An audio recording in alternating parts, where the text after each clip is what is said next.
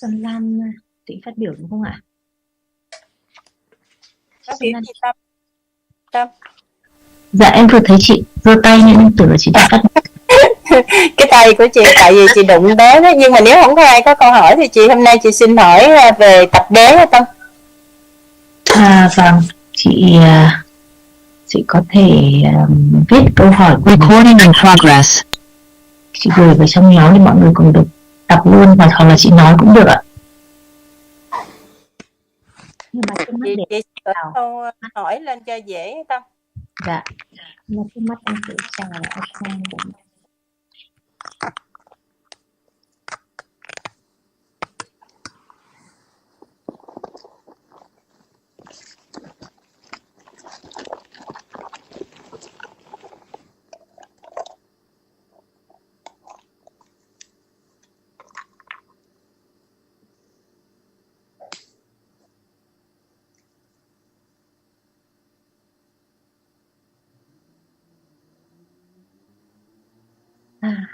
Achan, are you there?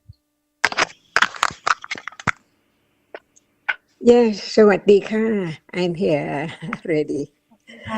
Achan.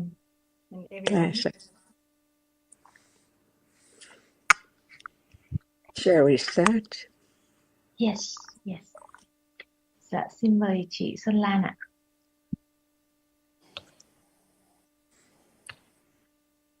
Dạ, con kính chào Achan ạ. Con kính chào ông bà John Sarah, con kính chào cả nhà. Con có câu hỏi thưa Achan và ông bà John Sarah. Hôm nay con muốn được nghe giảng về thánh đế thứ hai là tập đế. Vì sao thánh đế thứ hai này chỉ có một thực tại là tâm sở tham mà không có bất cứ tâm sở bất thiện nào khác, ví dụ như tà kiến Và con nhận thấy là có phải là ba thánh đế đầu tiên không hoàn toàn tách rời nhau? Vì con nhận thấy rằng là tập đế và đạo đế cũng có tính chất sanh diệt. Vậy chúng cũng nằm trong khổ đế, có phải không ạ? Tới đó đi. So the questions that Bồn Lan raised is should like to Achan to explain more about the second noble truth, the origin of suffering, the second Arya Puja. Why only Loba or Tanha is mentioned in this origin of suffering, but not other akusala dhammas such as ditthi, wrong view. Without these two, and what? Please go on. She said that it seems to her that the first, the second, and the last Arya Sachas are linked together because they all arise and fall away. Yes, that's all of her question. Thank you. It's so true because so many realities are there now, each moment, from moment to moment, uncountable. That's why Buddha taught about the Four Noble Truths, the core, that what is the result and what is the cause. For example, right now, can anyone stop seeing, hearing, smelling? It keeps go on. Is there any understanding? As no one at all. No understanding of the moment when it arises and falls away as it is, one by one. So without understanding, ignorance is there, keeps on. Whatever arises appears as something or someone or the world all day. That's why no one can stop the way what is conditioned by ignorance, like now, to stop, to end up the moment of arising and falling away, never to return at all. That's why learn to understand the truth and understand the words of truth one by one. For example, ignorance is there. When there's no ignorance at all at that moment, Can there be condition for attachment to what is there now? Unknowingly, already, so very quick right now. Ignorance and attachment is there. But without ignorance and attachment, no condition for anything to arise on and on and on. All ends up, no more. Avijja, no more ignorance, the truth appears as it is. That's why it eradicates wrong understanding, which is conditioned by ignorance and attachment. Thinking about right now, why can't it stop at all? Because there are conditions for it to arise again, and condition is the moment of ignorance and attachment. Just want it more, is that right? More seeing, more visible objects, more sound, more thought, more pleasant feeling, never enough at all. For example, if this moment stop, not arise again, nothing arise again, is that what you like or what you want? Right now, nothing, instantly all gone.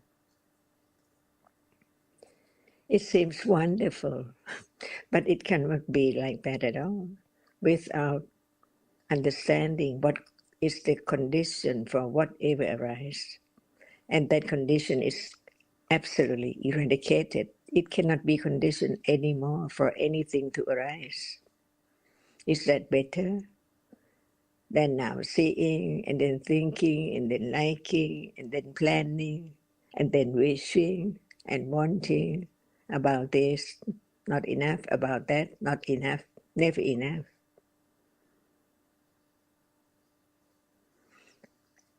And what is there is gone forever, never to return. Would you like to have it on and on, even it's not there? Like to have it again and again and again. So what do you like to have? Or nothing? Just learn to understand that no one can stop the way it is right now. Just arise and falls away from moment to moment, from today to be tomorrow. Is that right? No more today when it's tomorrow. What's there today now? Never arise again. But condition is still condition. Each moment, one after another, on and on and on. Is it tiring? Or is the way it is? No one at all. Just the way it is. No one can stop the way it is.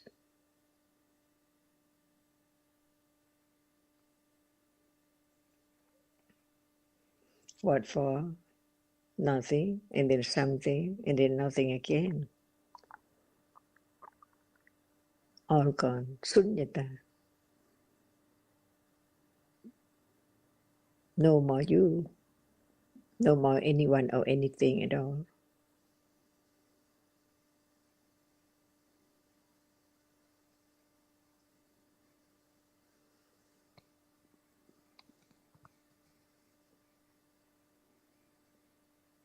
Can you stop wanting something? Not now, but more.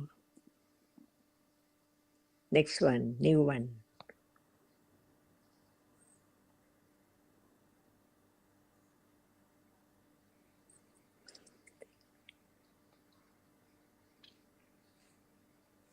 Sing Jiao, everyone. สวัสดีค่ะคุณสาระ Sawadika, สวัสดีค่ะ I just read the question that someone asked, and we discussed a little bit about this topic in the English discussion yesterday as well about why Lobha is mentioned as the second noble truth and not other akusala dhammas. Is that correct, the question? Yes. So while there is Lobha, there is also ignorance. So ignorance is included. While Lobha and ignorance are still not eradicated, life continues on. Dukkha continues on. The arising of dhammas, arising and falling away, continue on, moment after moment, life after life. Why not ditthi? Because even when ditthi has been eradicated, Lobha is still there. For the Sotapanna, no more ditthi, no more vicikiccha, no more doubt. But Lobha and moha are only eradicated by at the stage of becoming an arahat. And while there is still Lobha and moha, there will always be life after life, dukkha. So the point is that there has to be the understanding of what is dukkha.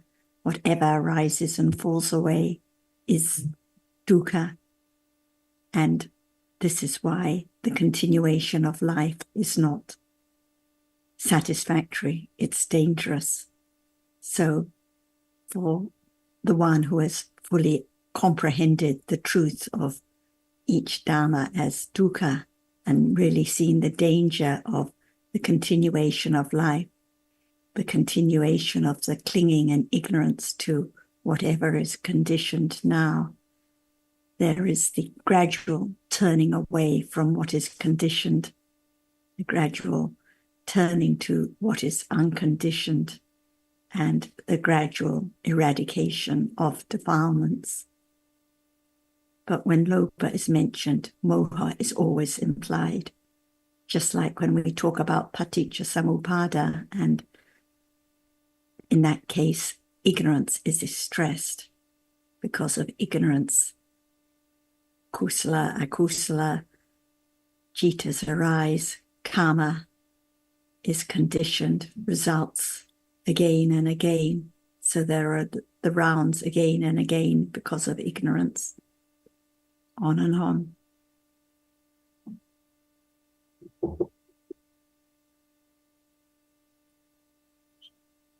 I'm just looking at the second question. It seems that the question is, it seems that the first, second, and fourth truth are not really separated. Well, this is true. If there is not the development of understanding of the path, it's impossible to understand realities as they are. And if there is no understanding of seeing now, hearing now, the realities we talk about again and again, then there cannot be any understanding of what is meant by dukkha. And if there is no understanding about these realities, it's impossible to understand the second truth, which is more subtle, the cause of the arising of these realities. So they are interwoven, for sure. The question continues, the origin of suffering and the path leading to the cessation of suffering also arise and fall away. So it's also included in the first truth.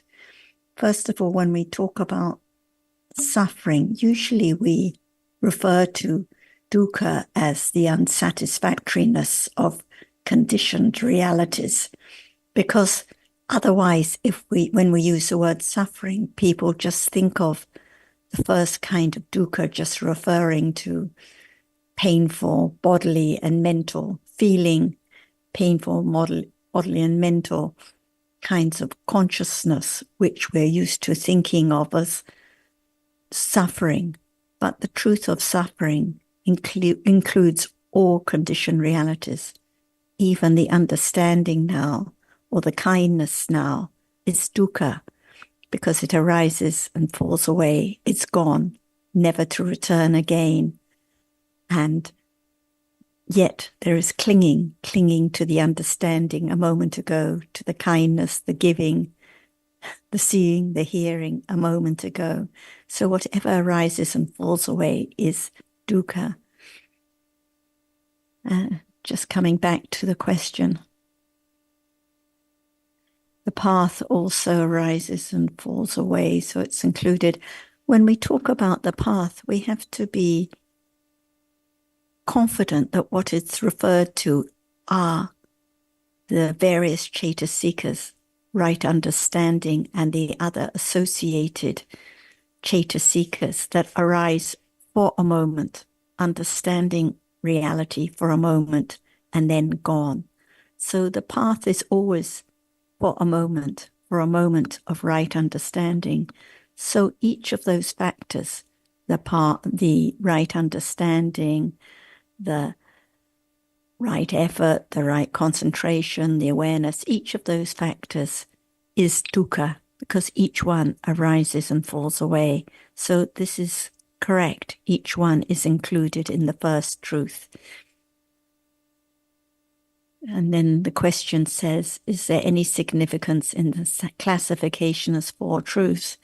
Yes, in the first sutta the Buddha ever gave, the Dhammacakkappavattana Sutta, he taught the Four Noble Truths. It was the first time they had ever been taught.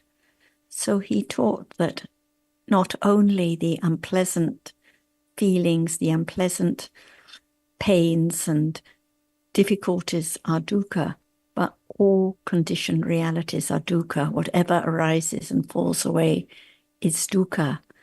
And the only way that dukkha can be ended is no more life, no more existence, no more arising of any dhammas. And so this is totally revolutionary and mind-blowing. Never heard before the truth about what dukkha is and what the cause is and the end of dukkha, the cessation of dukkha.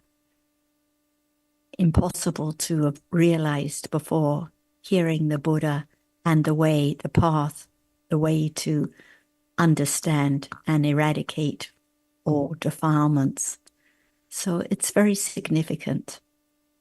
And the path has to be at this moment because there only is this moment. So moment of understanding now is the beginning again of the path. Usually we think of the path as a long stretch or something lasting, but the path is one moment at a time. The understanding and other path factors have to accumulate again and again and again. So that's why there has to be the beginning again and again and again. And gradually there can be the appreciation of what is meant by dhammas as dukkha. I think the question is from Sun Lan. Thank you, Sun Lan. Do you have any comments so far on what Jan was talking about or what I was saying? Or further questions? Dạ, thưa cô Sarah, con đã hiểu hơn rồi ạ. Con không có bình luận gì thêm, thưa cô Sarah. Thank you, Sarah. I have more understanding of these topics. I don't have any further comment.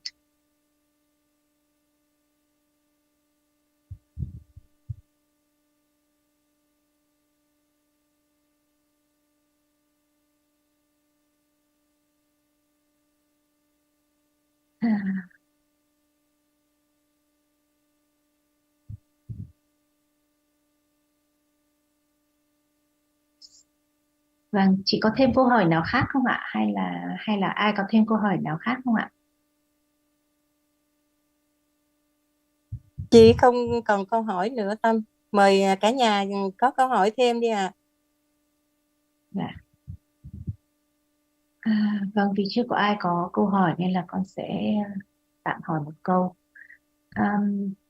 Câu hỏi của con là thời gian gần đây thì Achan nhấn mạnh rất là nhiều đến từ trì pháp Dhamma Dara, và cũng gần đây nhất khi mà con nói chuyện với Achan về viếng thăm cô Như Huệ và tình hình của cô, thì Achan cũng lại nhắc đến từ trì pháp, và cảm thấy rất là hoan hỉ khi mà thấy cô có thêm cái sự vững vàng, kiên định và trì pháp. Thì con cũng muốn Achan hỏi Achan xem là lý do vì sao gần đây Achan nhấn mạnh đến cái yếu tố này. So I have this small question. The last few weeks, Achan talks a lot about Dhammadara, and in my last exchange with Achan about the nun who has just passed away, and at that time, when we visited her, she was sick, but I told Achan that she still had very strong confidence in the Dhamma and listened all the discussion very carefully and very gladly. So Achan said to me that she very much appreciates that the nun has a little more Dhammadara. Achan, could you please tell us why these last few weeks you talk more about Dhammadara? Thank you, Achan. Without understanding, can there be Dhammadara? Without understanding, what is there now? Of course cannot, Achan. That's why we learn to understand the truth a little more. A little more. Not forget that we have heard and we have studied and we have confidence of the truth of what is there now is conditioned. Seeing is there. No one makes it arise at all. It's there. It seems all day, all the time. But in truth, so many realities in between. Not just only seeing. Is that right? There is thinking, there is liking, there is talking. So each moment is so very, very quickly arising and falling away. Is that true? When it's true, it's Dhammadara of the truth. That what is there is real. So begin to understand the truth of that which is real. Seeing is not that which is seen, little by little, not to be forgotten. Even there's no condition for it to arise, but it's there at any moment, thinking about it. No change at all. What is there is the moment of thinking, see? So now, what is there? Moment of seeing. What is there? Moment of thinking. It's there, just very short, just in a moment. Dhammadara, that life is just that which is there and then gone by conditions, on and on and on. But when we talk about dukkha, it seems like it doesn't hurt anyone or harm any avijja or attachment at all, because it's not yet the moment of arising, just one reality arising and falling away. That's why we learn that why we talk about the Four Noble Truths, and it's still something that we don't think about it because it's something all day, I and friends and so on. So how can there be dukkha? Because it's our friend, our possessions, our shoes or whatever. That's why we learn to understand. As long as the truth hasn't appeared as it is, how can it be known precisely, clearly, that it's just that never change at all? But what covers the truth is ignorance, no understanding of what is what even right now. Seeing is not that which is seen, attachment is not ignorance, and so on. That's why if we don't have any understanding of each reality, how can there be the understanding that it appears or is conditioned to arise to appear only one reality at a time? Is that true? It's there right now, at moment of seeing. That is that which is seen. See, never understanding that it cannot appear without that which sees it. That's why we learn a little more about the truth, which is hidden so very deeply. That's why right understanding begin to dig it up. Little by little goes down to the truth that it's now no more, because it just appears and disappears unknowingly. And if it does not arise at all, how can it appear? That's why the truth is covered up each life until the teachings, the words of the enlightened one, just is heard, careful, considered, until it's so true, little by little, firmer and firmer, and that is Dhamma. It hasn't been forgotten that it's just a reality appearing in a moment and then gone.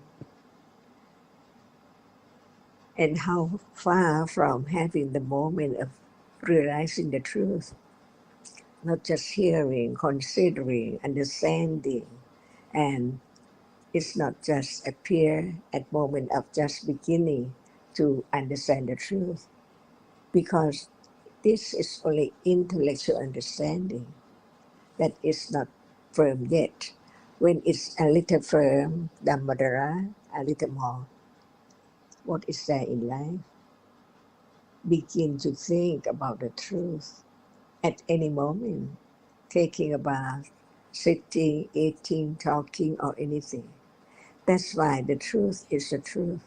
This is the level of just understanding that the covered truth until it can appear little by little by different stages of understanding. But once it's there, never been never been forgotten, that it's just there, it's just there, only there, little by little, not by one's will, but the understanding developed to condition moment of thinking about what is there, wiser. For example, there can be attachment to something, but when right understanding is there, at that moment, it is just a moment of thinking about that as something one likes. But in truth, it's only that which is seen, or that which is hard, or that which is delicious. The taste is so good, and then gone. Everything cannot stay long at all. It cannot stay even for 2 moments. One moment is gone, for sure. Condition the next moment, depending on conditions, what is there. That's why life is just ignorant, know nothing about what is there in a moment from day to day. Is that right? Taking that which is not there as it's so permanent is still there. As I, friends, people, cousins, everything seems that they are there to be object of attachment, taking it for mine or something all day, all the time. And the Dhammadara is no change about the truth that one has heard. Nothing is permanent. Life is not permanent. The none gone. Everyone has to be that, like that, at any time, any moment, even right now, because it's the way Dhamma is conditioned to end.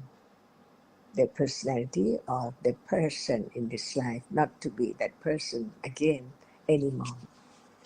That's why everyone is what we take for that person or I only in this life, not at all in last life, not at all in next life, only this life.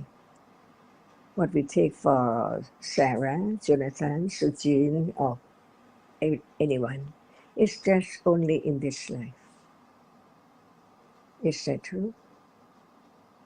No more life, no more this person after death. But life begin again as condition is there. That's why paticca samuppada, avijja, condition sankhara, abhisankhara, not just sankhara dhamma, but abhisankhara, which means the deeds to condition birth again, next life, on and on and on. Until right understanding is there, Dhammadhara, just not let time pass without considering Dhamma, reading, hearing, considering more than before. But it doesn't matter at all because not at will or by conditions. The most important thing is careful considering the truth. The truth is the truth. Nobody can change. What is life if there's nothing, experiencing anything at all? Just learn to understand. So what is there taken to be this person in this life? The reality which arises to experience the object by conditions, different moment at because of different conditions, so that very moment only. And this is the very subtle way to understand the truth, to realize the truth when it is Dhammadhara. Never change the understanding of the truth. So Dhammadhara begins from the moment of hearing, considering, from one word to be more and more and more and more. They all confirm that what is said the truth, that Buddha had enlightened. So what we heard now is out of the Panya of the Samma Sambuddha after his enlightenment.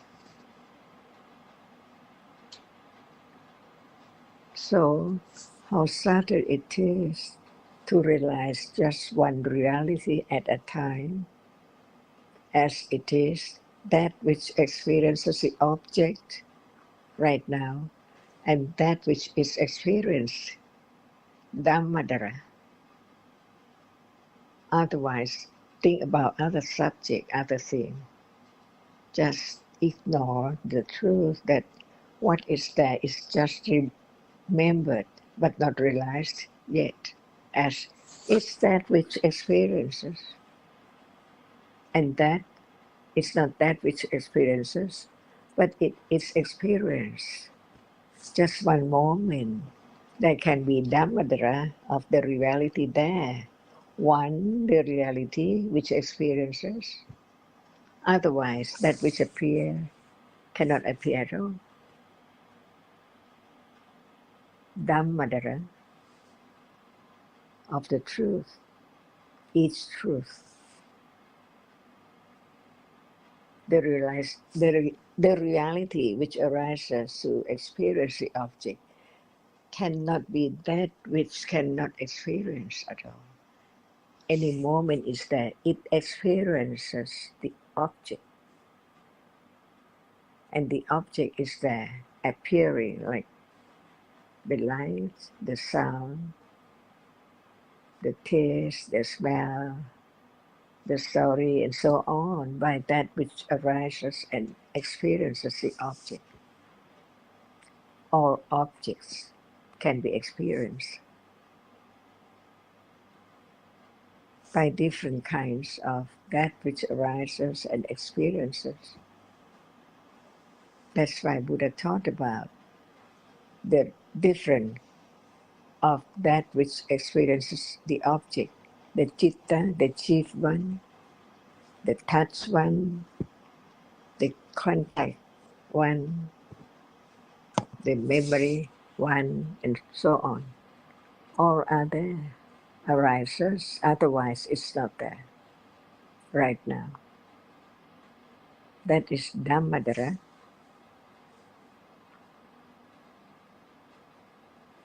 So Dhammadhara develop firmer and firmer with understanding until it becomes the second stage, not just intellectual understanding, but the moment is there, experience with awareness and right understanding of one characteristic of what is there right now. And that is more Dhammadara, higher level than just intellectual understanding. And only once is not enough. The Dhammadara, understanding, is not enough. Condition, the moment of being aware again and again and again. But the understanding is so very, very subtle, comparing with that which has been accumulated to be akusala, ignorance, and attachment. And the understanding of the truth of this moment, of the truth of what is there, accumulated as asya, nusya, conditioned more and more Dhammadara. So Dhammadara begins from the first moment of understanding Dhamma up to the moment of realize the truth at level of Arahata.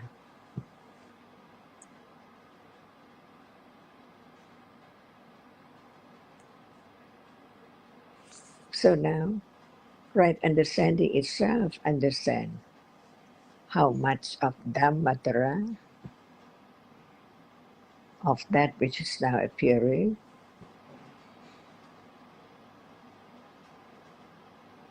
depending on understanding only.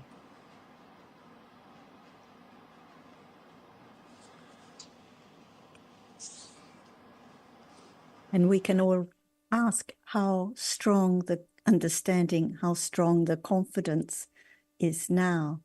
If we are sick and in pain and close to death, like the nun, will there be the understanding, the confidence, the Dhammadara to continue listening firmly to the very end, as she did, happily, gladly, no matter the circumstances? So we can see its strong confidence in true Dhamma, in the right path, in the understanding of the nature of each Dhamma that leads to such confidence, turning away from wrong practices, wrong ideas about methods and techniques and bodily positions and places, like having to be in temples or quiet places, and the confidence that the truth is now, no matter the circumstances, no matter healthy or sick, no matter with lots of conventional energy or little conventional energy, whether lying or sitting or standing, the truth is at this moment. That's the understanding that is Dhammadara, and grows and grows. And as Ajahn just said, the levels of Dhammadara, it has to begin with the intellectual pariyatti understanding about the nature of realities now, ready to become deeper and firmer and condition the direct understanding of those realities. And as for why this point is being stressed a lot by Ajahn, I think that we stress in the words we are considering carefully for ourselves. So when we read about Dhammadara in the text, it is about the firm understanding. In the end, it's not the word that matters at all. The words are just pointing to the nature of realities, but it's pointing to how the confidence has to develop with understanding to appreciate any time, any place. Understanding is the best gift, what is most precious in life. And I appreciate so much that the nun listened so carefully towards the end of her life and took such joy in understanding what is true and right and can be tested and proved at this moment. And I appreciate that that understanding that has been accumulated is never lost. So we'll continue on. No more of the person we thought of as this nun, our good friend, the one who listened so carefully to the teachings. New life, new person or being, but the accumulated kusala is there, ready to condition more understanding, more kusala when there are opportunities.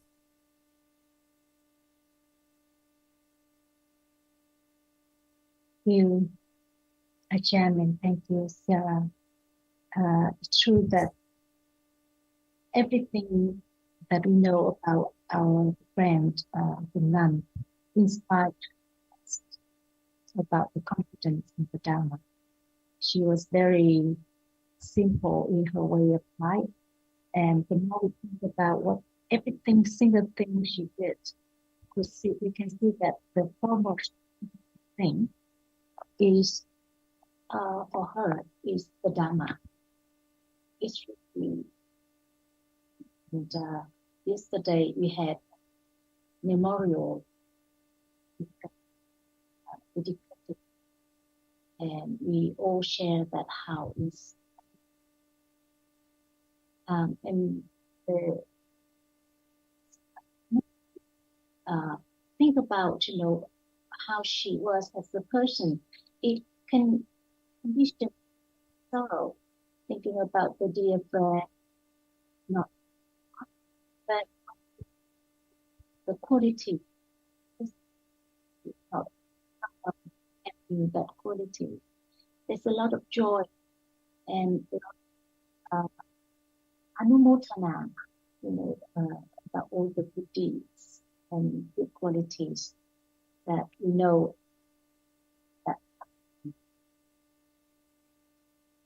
And when we think of the good qualities and the understanding and confidence that is there in the Dhamma, it is a condition for joy and no sorrow at those times. When there is sorrow, actually it's just one's own dosa, not appreciating the qualities of the other at all.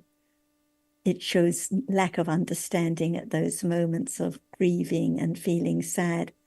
The sadness is actually for the loss of one's own pleasant feeling, dwelling on the disturbance at those times. But when one thinks of the good qualities and new life and the nature of life in samsara as dukkha, it can condition understanding with joy and cheerfulness.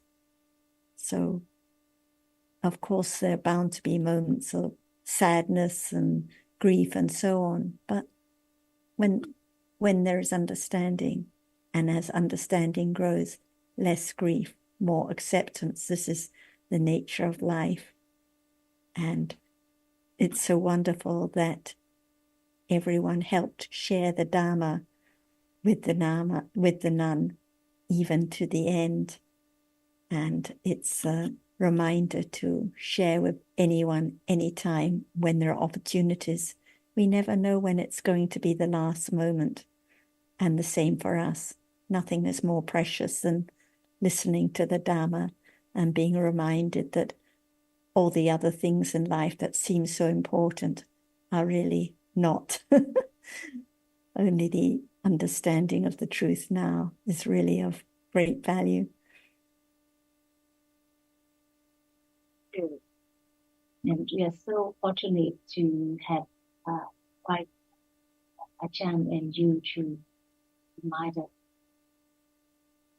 all the time. Whatever we mention for Ajahn is just Dhamma to be talked about. Do you know her now? See, the end of what we take for the nun, who's our friend, who listen to Dhamma, who has Dhammadra as much as she had accumulated, but no more hair at all. We don't know the one after death at all. The end of the story, the end of life that is there once here, close to us. Actually, this is for understanding the truth that actually there's no permanent one at all. Only the succession of the Dhamma, Avijja, and Sankhara, on and on and on, non-stop. And can she now remember us? Who knows? Not at all. It's only memory, sanya. Just remember as something, the one gone, and we don't know to where. But there must be a living being after the moment of death, that's all.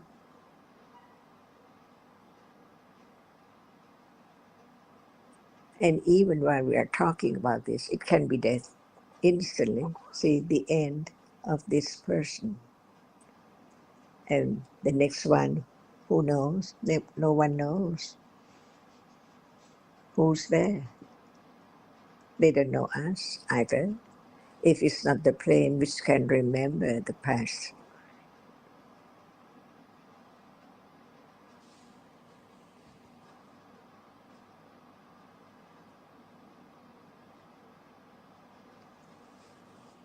Does that being think about us? Oh, I don't know at all who's there. All gone, all gone. And it's a good reminder not to cling, like even now, to the name, to the recollection of the one who was here. There's so much clinging instantly when one thinks about the story of that one. And it's the same with our friends here, thinking about the story about this or that person. So much clinging instantly, but actually no person here, no person that existed, no one at all, just different dharmas. But even when this one has passed away, still clinging again and again to the recollection, the story. So because of sanya, clinging again and again to this person or that person. So it's a good reminder to that completely gone, end of life, end of story, and another being somewhere, but all forgotten about here. And even when we say another being, actually just more chitta seekers and rupas arising and falling away. In truth, no being at all. And that is the meaning of Dhammadara.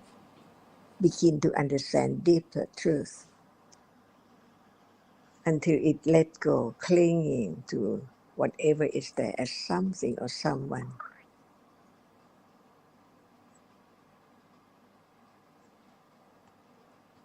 Just the end of karma, that's all, of this life, but there is more for the other life by conditions. Paticca Samuppada, Avijja conditioned Sankhara while she was in this world, and one Sankhara, no matter this life or the life, conditioned Vijnana, next life, with Nama and Rupa, again and again.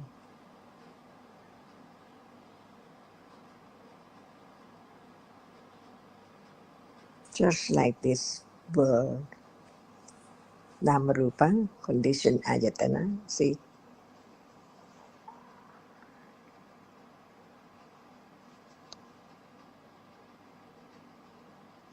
Ayatana, conditioned Phassa, and so on, as this world, but different ones. Not the same, never be the same.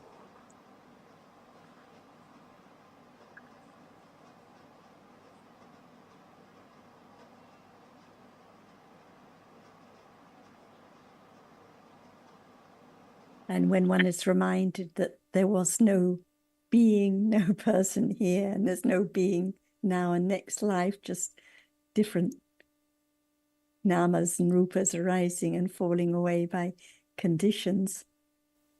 Are the conditions for understanding and joy, or is there fear and worry? Because when it's fear and worry, it's not understanding. But it has to develop very gradually, the appreciation that no one here at all. Just moments of seeing, hearing, thinking, last life the same, next life the same, endlessly.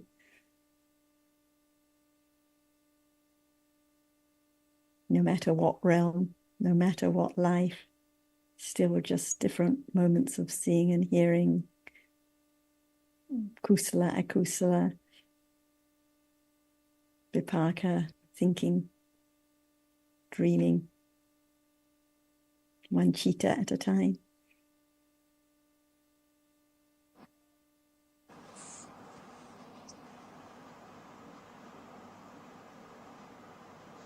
And when it understands this, it's Dhammatara. The other moment with ignorance and attachment is not the moment of Dhammatara.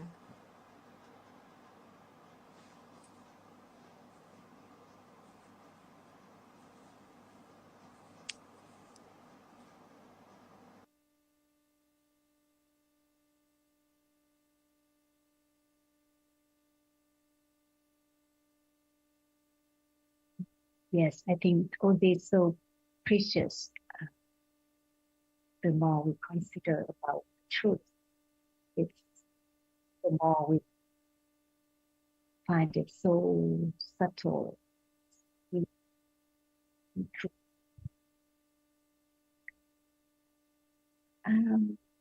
Không biết là anh Giao có định nói gì không anh Giao?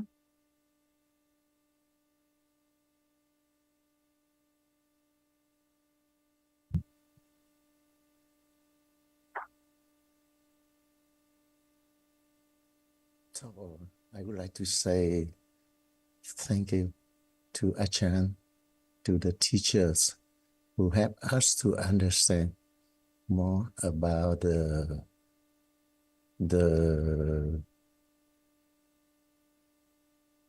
understand more about the reality at this moment. And we would like to say the nun sees a good friend. And when we said she's a good friend, Ahimsa just remind us it's just a memory. And when we think about what she did for everybody around her, so I think it's the good thing to think about. And as Hunsara just said to us,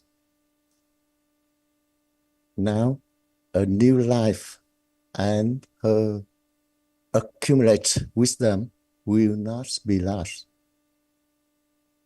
And I think it's very precious. And what we do at this moment is like this.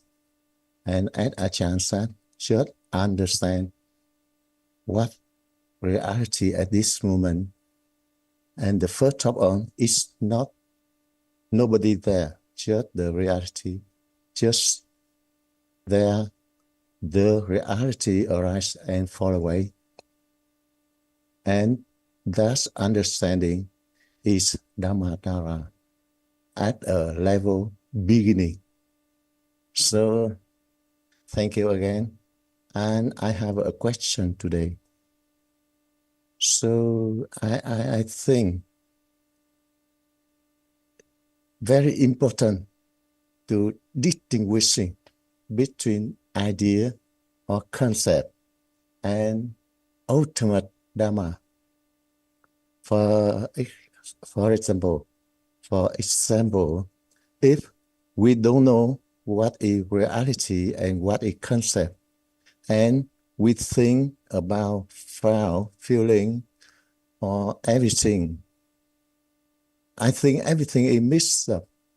So it's not an understanding of Dhamma. So I would like to hear about the important thing in the beginning of distinguishing between concept and reality. Thank you, Taro.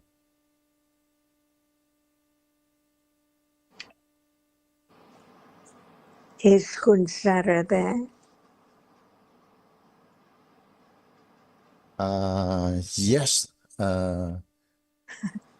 Concept. In concept, they are Khunsara, but in ultimate reality, they are not Khunsara, just Chitta and Rupa.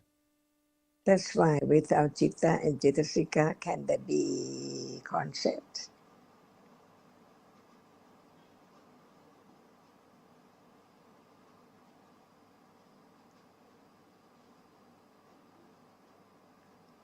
Without shape and form of that which is seen, can there be Khunsara?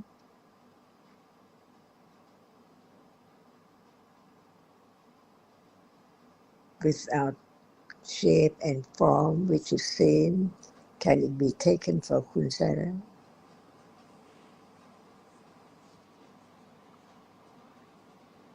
Thou, we can't hear you. Sorry. We can't hear you. I'm sorry. Without shape and form, can we see Khunsara? No, sir, no, Achan. So Answer in no. that's the way we take that which appears as something, a concept. Yeah.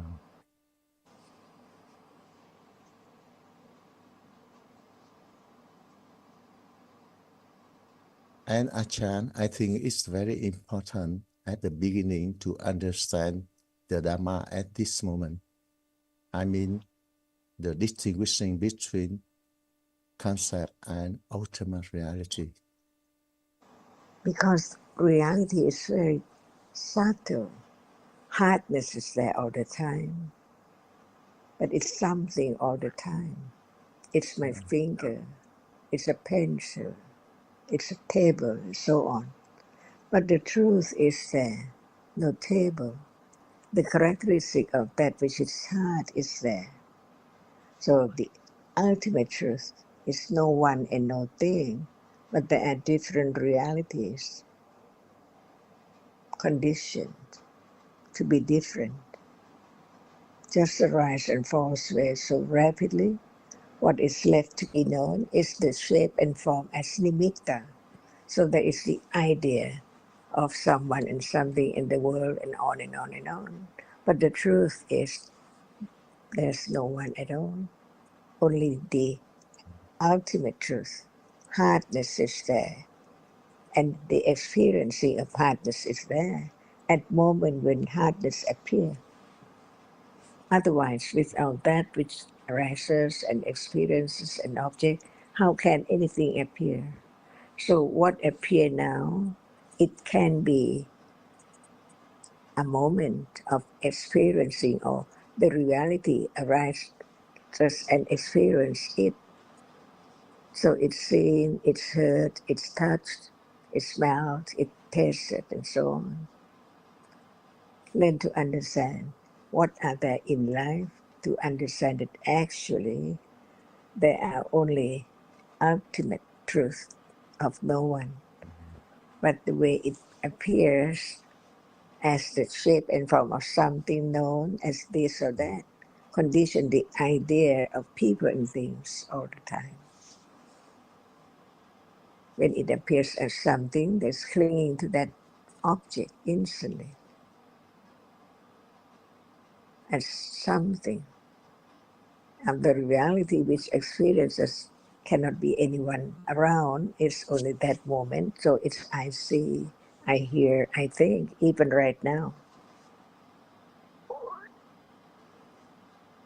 But learn to have Dhammadara, the understanding of the truth of Dhamma, It cannot be anything because it's gone, never to return, never to arise again.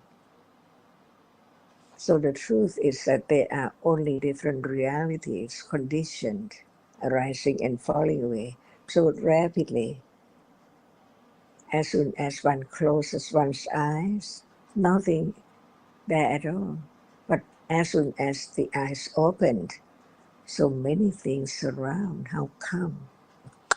Each moment of experiencing one object at a time so rapidly, conditioned things around, peoples around.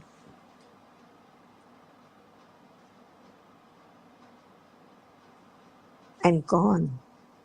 See, that's why Dhammadara, understanding the ultimate truth, nothing is left.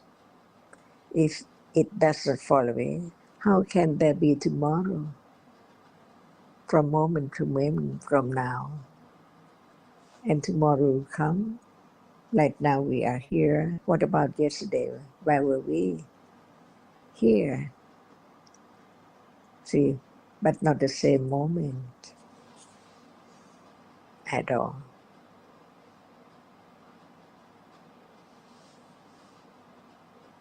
Thank you, Acha. It's a very, very, very helpful to me.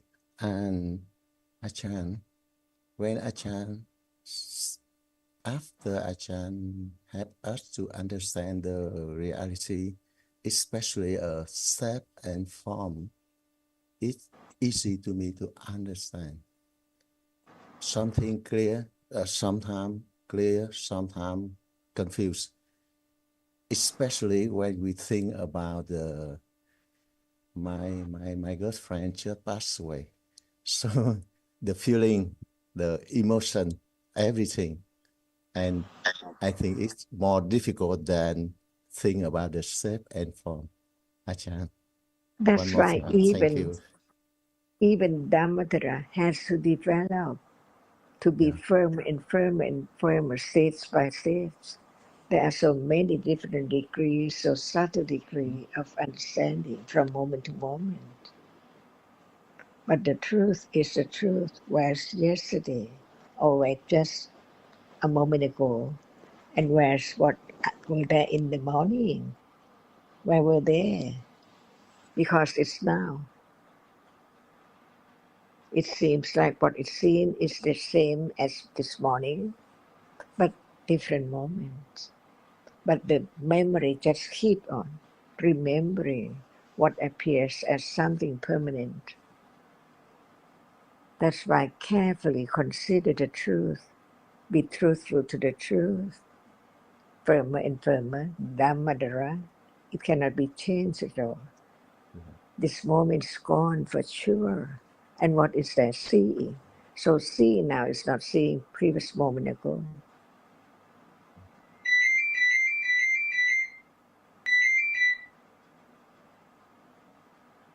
Nobody can change the truth from birth. And where's the nun now? After birth, seeing, hearing, so many situations, many memory, all gone.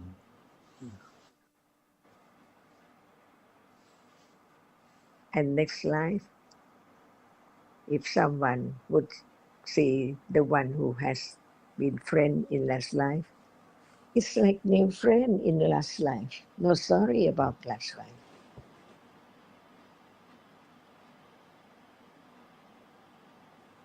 It seems like new friend again and again, but in truth, it might be friend in last life too.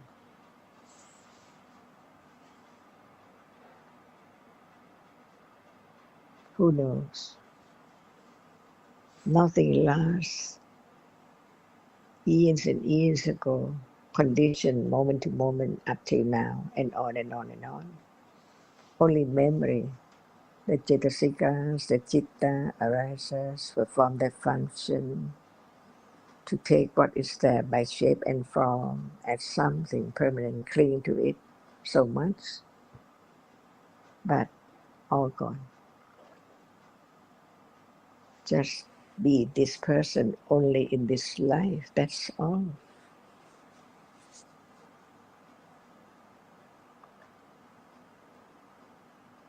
You gave a good summary at the start of the discussions, Sao, and when you said it's the memory working for the one who worked for everyone around, and so on.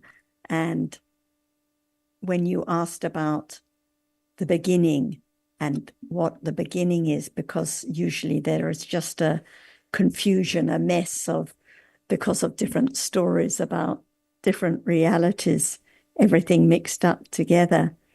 But the beginning is always now. It's always the understanding of just what appears now, like when thinking of the friend and feeling emotional.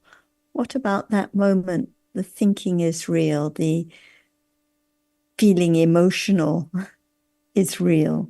Different realities we take for being emotional, pleasant feeling, unpleasant feeling, likes, dislikes, sadness, joy, just different dhammas. So it always comes back to this moment. And there has to be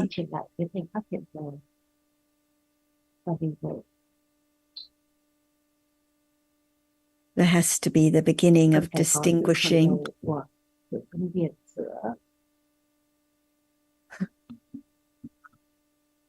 There has to be the beginning of distinguishing those realities which experience an object and those that don't experience anything. So it's back to now.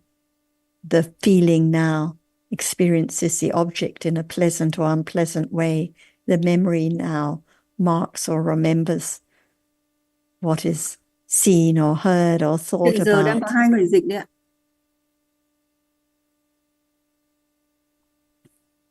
But the sound that's heard now doesn't experience anything. What is seen now doesn't experience anything at all. So it's now is when thinking the long story about our friend who is no more. In truth, no friend. There never was a friend. It's just thinking now, remembering the various colors, the shapes, the forms, the sounds taken for being this one or that one, taken now for Jonathan or Suchin. Just thinking, seeing, hearing, and just visible objects, sound heard. It's only the understanding now that can sort out the tangle, the mess, the confusion. And it's only that understanding that can lead to firmer understanding. But it has to be now of what appears now.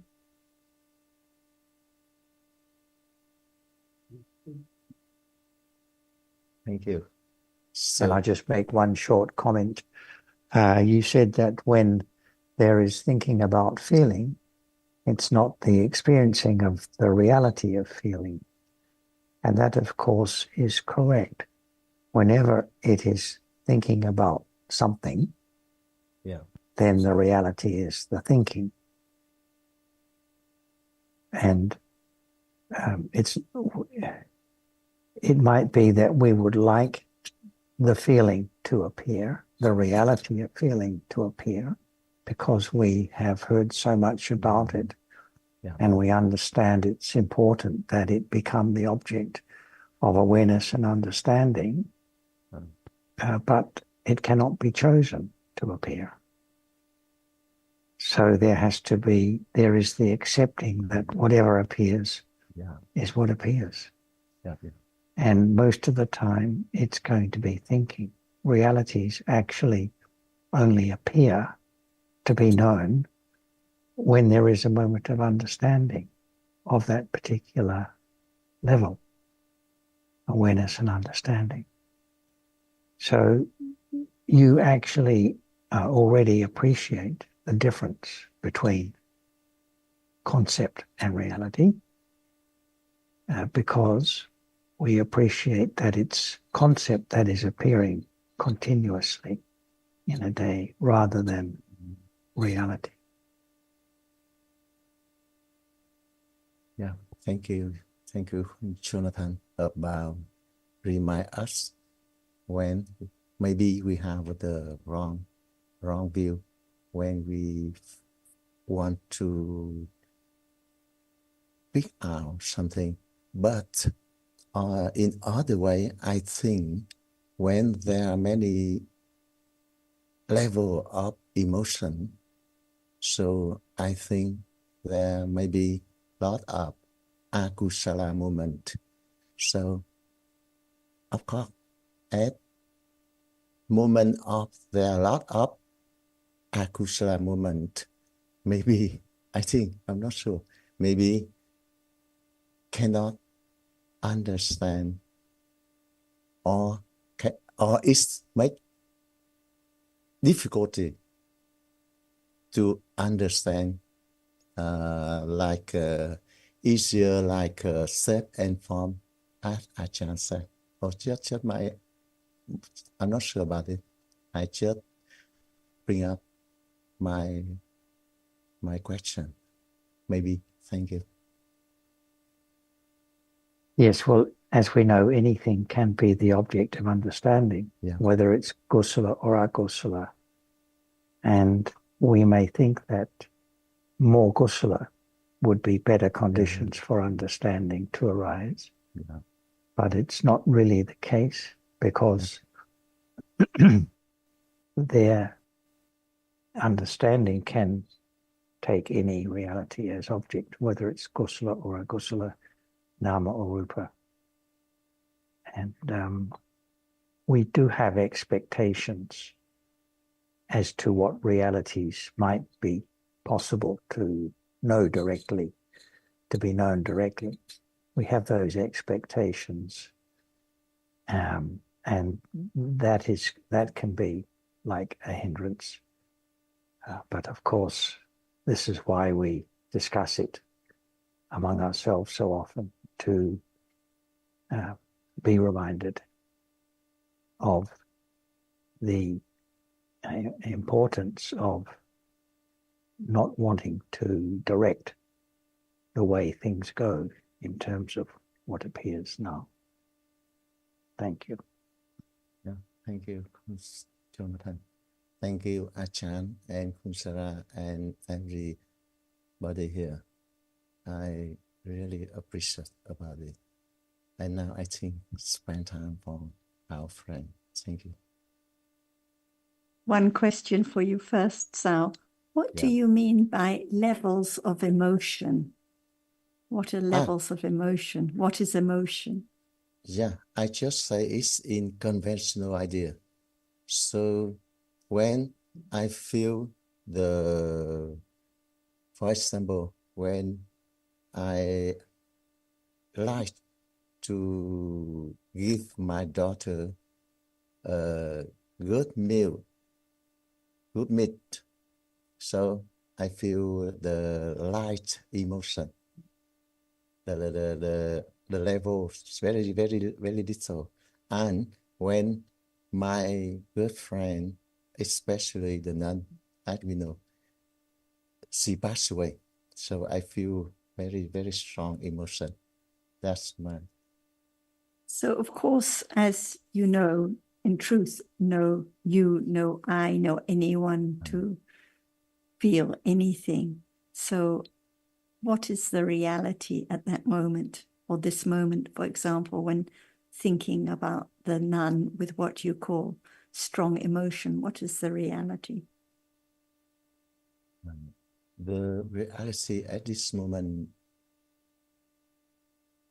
maybe Vedana. Okay, Vedana. Yeah. So when thinking about the nun with strong emotion, what kind of Vedana?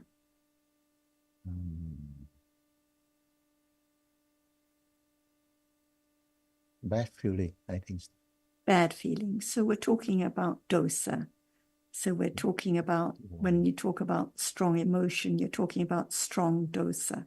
Yeah. So not you that has strong dosa or anyone, but conditions because of memory, thinking about the loss of the dear friend, thinking with strong dosa. So actually just accumulating more akusala at those moments. No kindness for others around, no understanding of Dhamma, no wise consideration of kusala. So in conventional use, when people talk about strong emotion, they may even think it's a good thing. But actually, when we talk about strong emotions, when we lose those who are dear, we're talking about just accumulating more unhappiness, more dosa, and there will be loss again and again. So it's a reality, it can be understood. So it's not my strong emotion, it's just unpleasant feeling with dosa at those moments, but it's gone, it's just for a moment. And then when you talk about the emotion when playing with your grandchild, I'm sure it's with pleasant feeling, lots of lobha there. So there can be understanding at those moments, pleasant feeling, lobha. And it doesn't last either at all. And the pleasant feeling leads to unpleasant feeling. The clinging, the lobha, leads to the dosa, the unpleasant feeling when there is loss or when it's not as one likes. So this is daily life.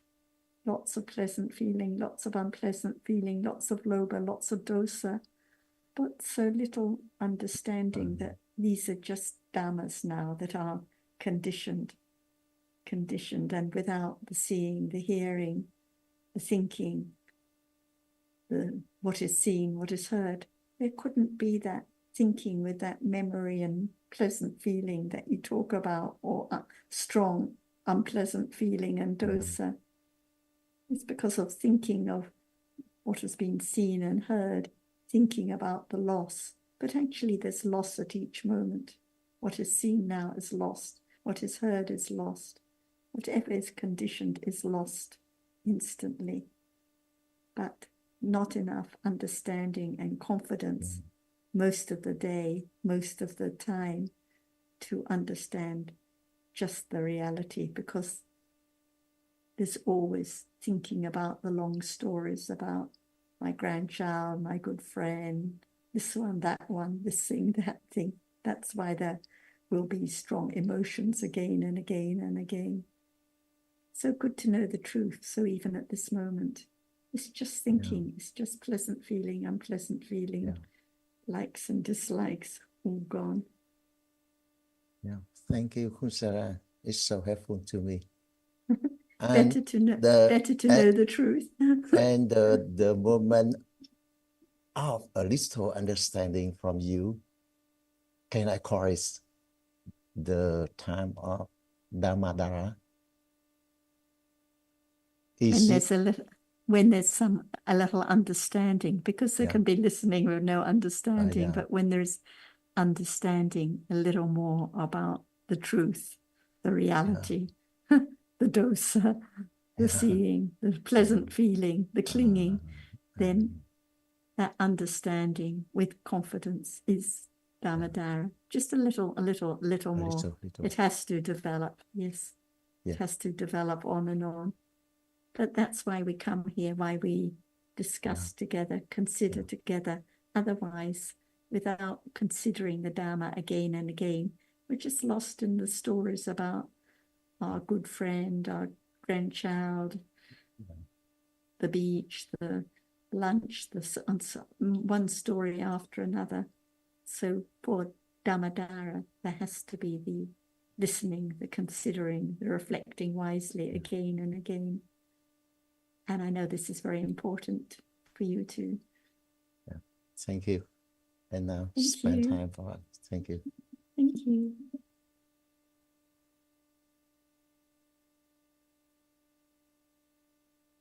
Mời em Lý.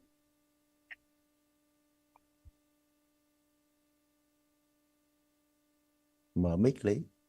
Chưa mở mic Lý ơi. Em chào cả nhà. Hello, Ajahn Vansara. I want to ask a short question about the thinking. So when we recognize there is thinking, we're thinking something. So at that time, can we say that thinking appear now?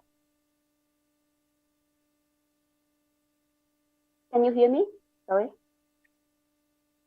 hear you, but I didn't quite catch the question. When there is thinking now, can we say it's, sorry, I didn't quite. Thinking is appearing. Yeah.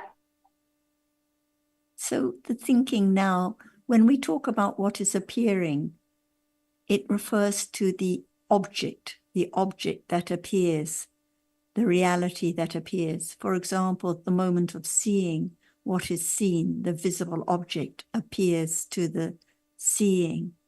At the moment of hearing, the sound appears to hearing. At the moment of understanding pleasant feeling, the reality of pleasant feeling appears. But at the moment of thinking, what is the object of thinking?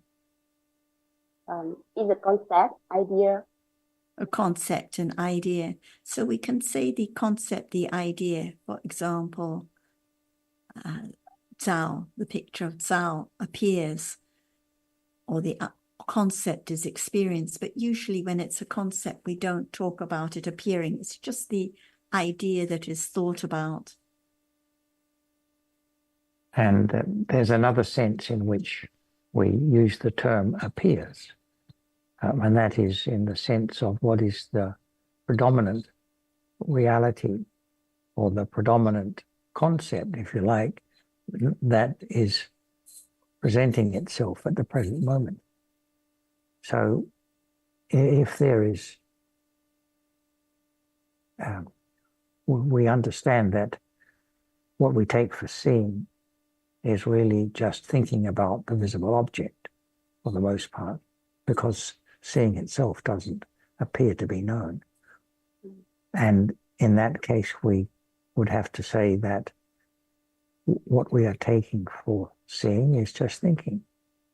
So whether the thinking appears or not, though, is really another matter, because we can speak like that because we've heard the Dhamma and we appreciate that there must be thinking if it's people and things that we seem to be looking at. But whether the thinking appears in the sense that there's some, I don't want to say knowing, but it's predominant rather than,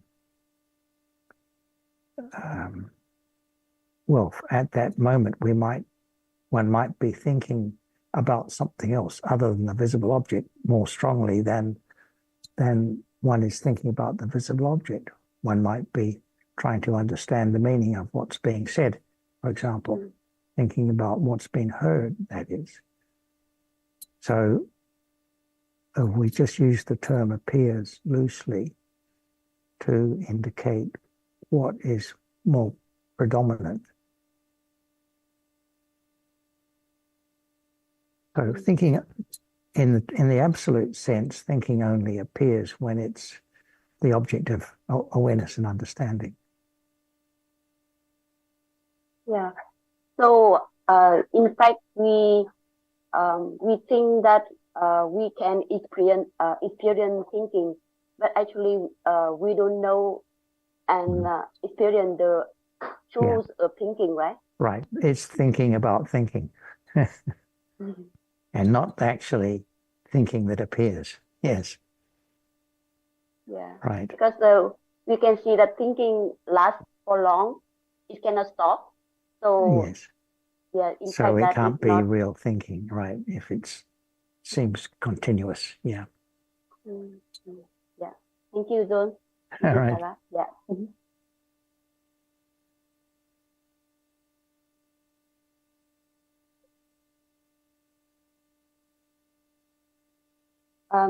So I have another question that so at the moment of thinking, so we can say that there dhatu, the meeting point between thinking and the concept. But I remember that dhatu is not only we just use the dhatu when we are saying about the meeting point between Dhamma, right? I think you're talking about ayatana. That's the meeting point. Ayatana, yes. Dhatu is the Ayatana. element, yes. Yeah. So whatever is real is a dhatu. Seeing now as a dhatu, hearing now as a dhatu, visible object, sound, whatever arises and falls away is a dhatu. Even nibbana is a reality. It's a dhatu, but it doesn't appear. It's not experienced now. When we talk about the meeting points, as Jonathan said, you're referring to the ayatanas.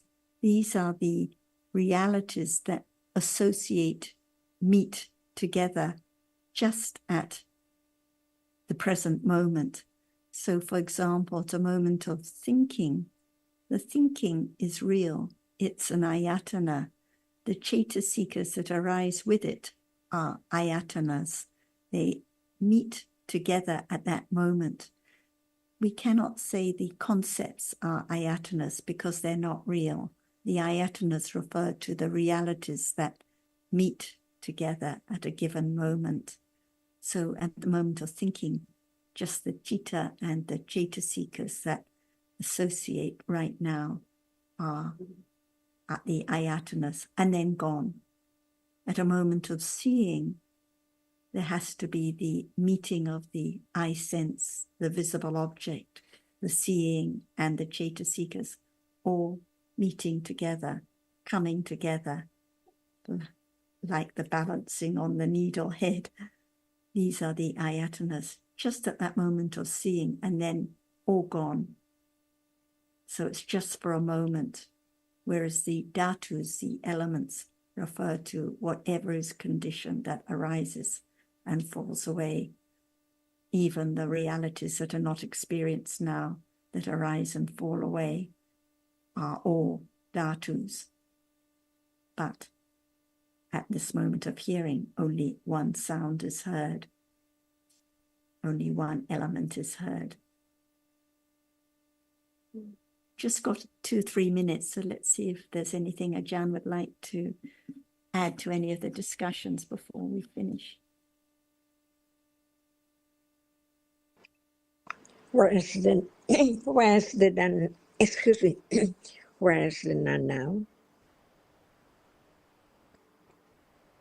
See, the truth is the truth. Dhammadara of the truth. Where's the nun now? Where is the nun now? The nun, when we talk about the nun, we know who. So, where's she now? Would you like to answer, Lee? Nowhere. Nowhere at all, or what? Yeah, nowhere at all. Only the inner thinking. Yeah, she only in the thinking. Newly born life, is that right? Enjoy that life, what is there, not thought about what has been experienced before in other world, other life. Just like anyone, newly born to be different being, forget everything, just enjoy, attach to the new life, new experiences, new object. Is that true?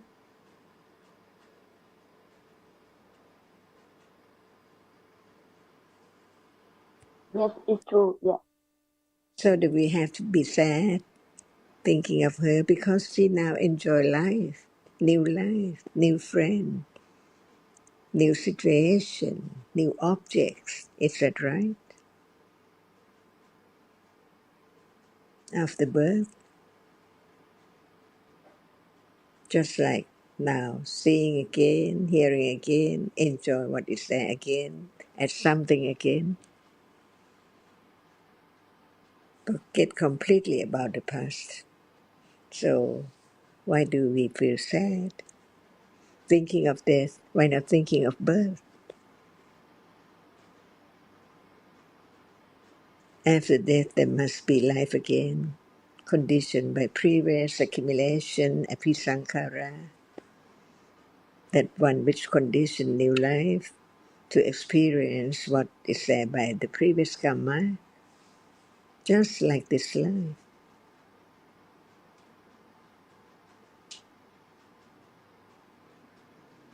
Is that true?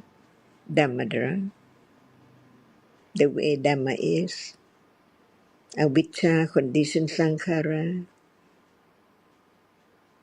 and then sankhara of the past life, condition vijnana, next life, instantly, from death moment to birth moment. New person, new life, conditioned by the past in years and years ago, including just this life, past life. And she might be now enjoying her new life. So why do we feel sad?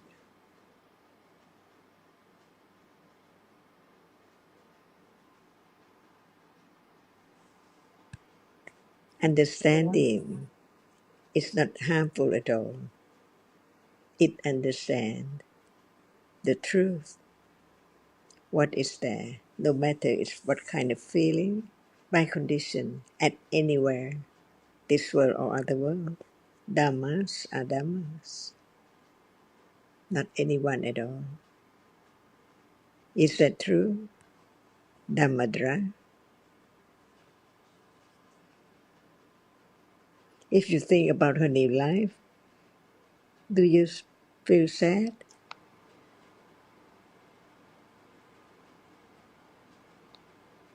It's only your own thought, moment of thinking, and it's gone.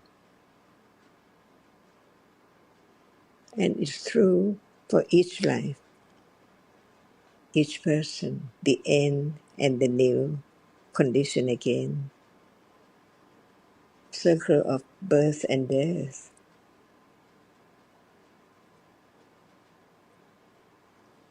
Kilesa, condition karma, and karma condition vipaka, no matter where. What do you feel now about the nun? Sawadika, it's time now. สวัสดีค่ะท่านอาจารย์ Sawadee-kap, Sawadee-kap. Thank you very much.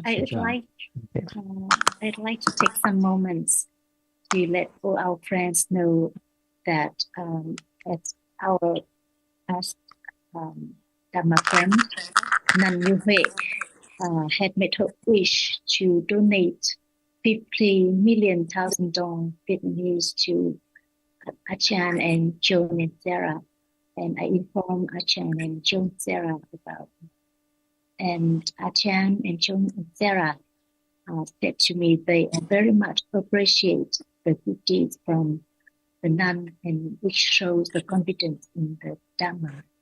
And they would like to donate that amount to the Vietnam Dhamma Home. So I would like to let all our Vietnamese friends know and Anmotana to the good deeds from Achan and Joan Sarah. And I think it's time to let our friend now already in a new life, enjoying new object, but if she had the opportunity to know about all the good deeds today, and especially the Dhamma that you share, I think she'll be very glad. Thank you. Thank you, Thambak. Yes. Thank you very much. We're very, very happy and glad to keep supporting Vietnam Dhamma Home. Thank you so much. Appreciate all